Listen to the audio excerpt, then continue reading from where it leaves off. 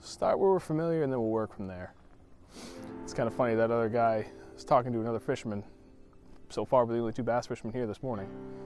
And he said he was here about 2 weeks ago and he hammered him. He was doing really well. But then he came back the next day and he didn't do well at all. So he just said kind of bounce around everywhere, look for deep spots, anywhere you can find structure at the bottom, and drop shot, do everything. They were hitting on everything.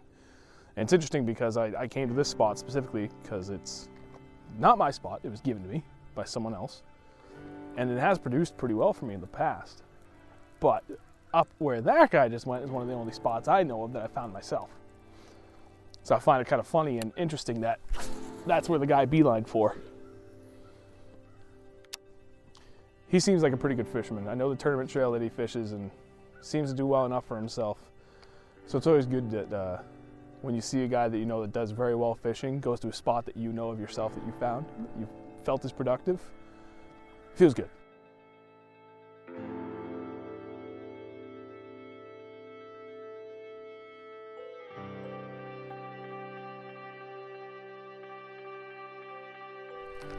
As always, the real challenge about fishing here is you gotta figure out what colors they want. Sometimes they like this smoke gray with the purple and black flake, and other times they like the brown. Brown twin-tailed hula grub with a black flake. I got a bit of everything. Work the one that typically does well, and if I don't get anything on it a little bit, I'll switch out colors and see if that does the trick.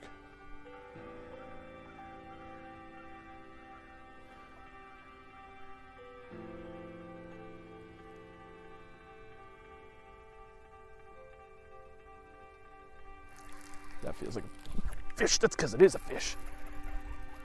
Oh, and he threw it. Oh no. I thought I got a pretty good hook set on that too.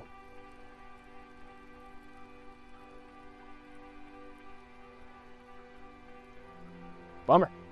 First fish of the day, just like that. It's a weird thing about smallmouth.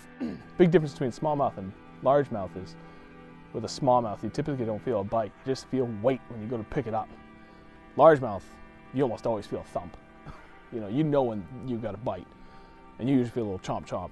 Smallies just like to pick it up and then just swim away.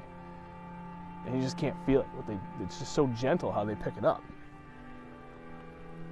So you're really going to be on your toes when you pick it up, and if it just doesn't feel right, like a little heavy, there's a little extra tension, just assume it's a fish and set the hook. Hook sets are free. Unless, of course, you had a really rough day and you've been losing, lures and rocks all day, then, yeah, maybe take that extra second. There's that phrase that hook sets are free, but believe me, when you're fishing a lake like this that's loaded with rocks and boulders, it can get real expensive real quick. You start breaking stuff off every other cast.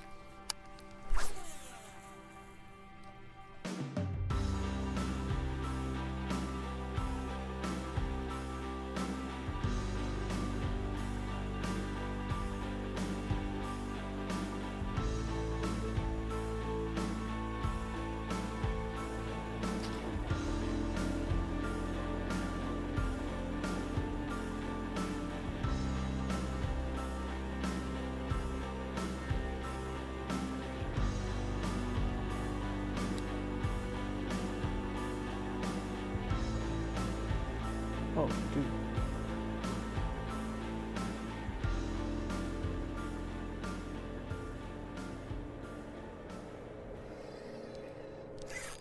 Got one, finally!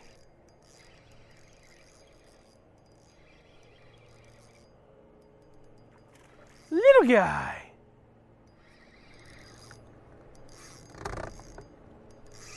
Not so little guy, fighting like a champ. Went straight down. Come on back up, Holmes.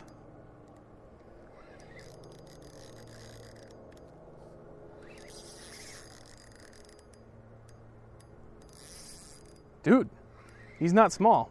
He's not that big. But what a fight.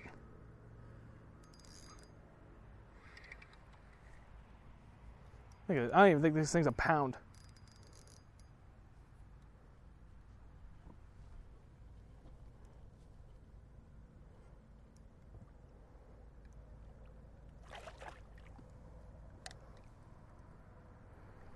Ha! Monkey off the back. The smallest fish, and yet I am so happy because I finally got the monkey off my back. I caught a fish. I caught a fish. And that makes me happy because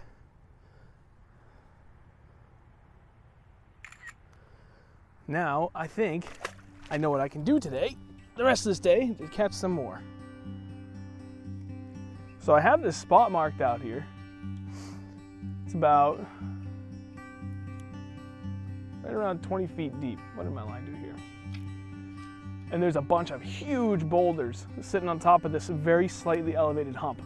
I mean, from the rest of the lake, it only changes about 2 feet. I found this last year when the water was down real low. We were just kind of idling across to get to another spot. Look at my graph, I'm like, holy crap, I'm marking boulders. So I drove around and, looking at my graph, I could see exactly what I was looking at. And I figured, I didn't catch anything that day, but I was like, I'm gonna come back here when the time's right. See if that spot will produce. And I threw in my jig on the first cast and I got a bite, but I missed him. Followed up the drop shot and boom, insta-catch. I'm afraid to go park over them and just drop straight down where so I know I'm definitely on these rocks. Because the water's low and it's, as far as fishing offshore humps go, it's pretty shallow. And I'm worried that getting right over the top of them with the weather like this, not a ripple in the water, not a cloud in the sky, that I'll just spook all the fish out.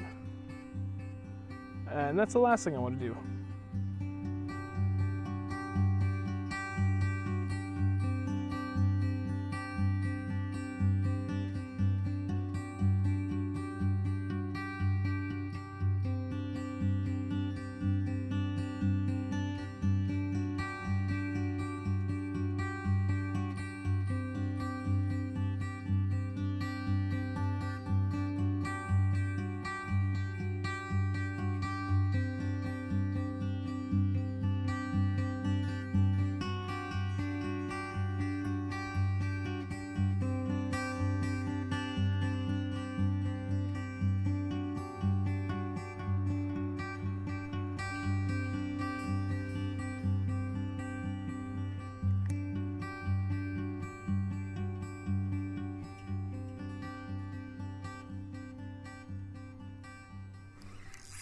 Oh, easy. Not that big, but he's nice fighter. Come on up.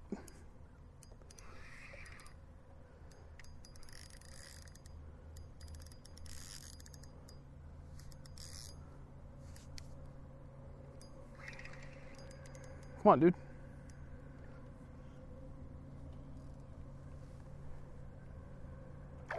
A little bit bigger than the first one.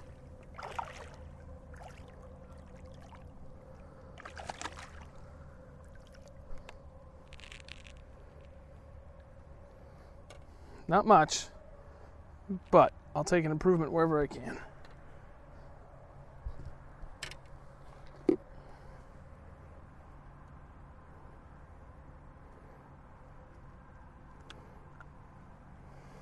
Another little guy.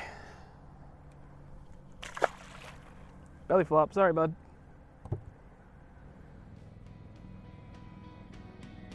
There's a fish. Oh no! What did I lose? The worm. Ah! Punk.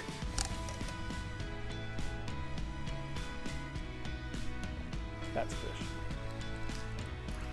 Little guy. Look at him get airborne though.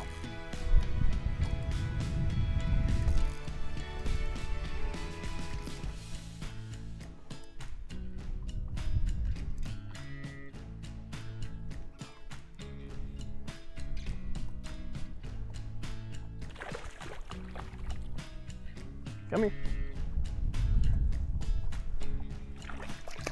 Wow. Still counts.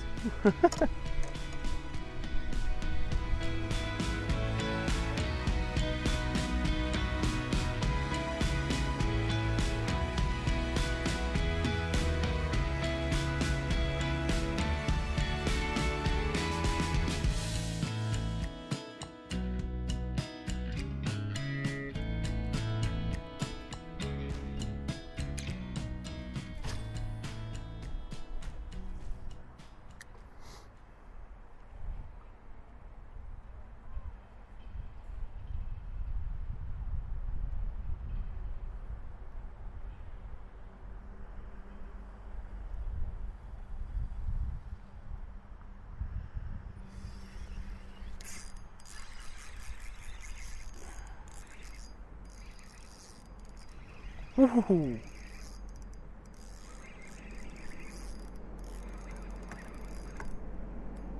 That's a better fish. He's gonna jump again.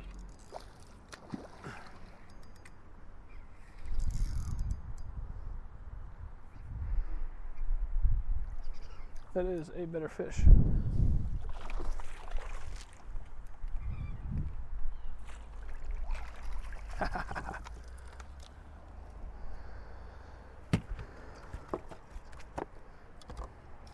Hold on. Now, hold the phone.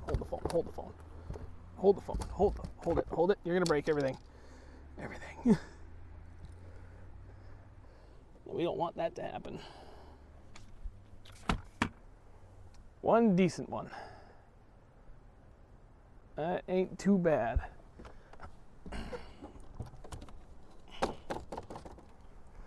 Could be worse.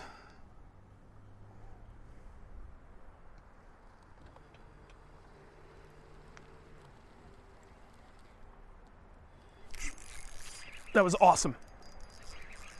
Is that what I think it is? Yes, it is. That's a trout.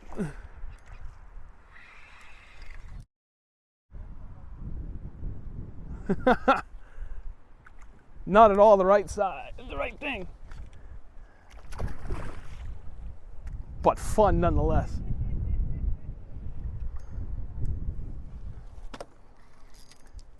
Dude, that's a good trout.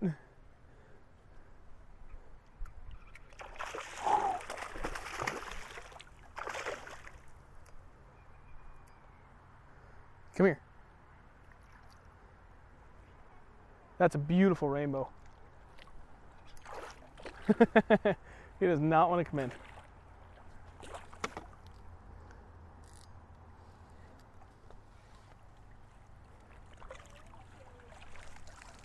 Oh, that thing's gorgeous. Oh, that's seriously a beautiful fish. So I'm just realizing now, I didn't even show that fish to the camera. But if you've never caught a trout, it's really hard to explain, one, how fragile they are, and two, how bad they smell. I really wanted to handle that fish as little as possible. I caught one in this almost the exact same spot last year. I handled it way less than that, and the thing died. Just keeled right over as soon as I put it in the water. They're incredibly fragile fish. Not really a big fan of them, but that one was nice. I actually gave a really good fight.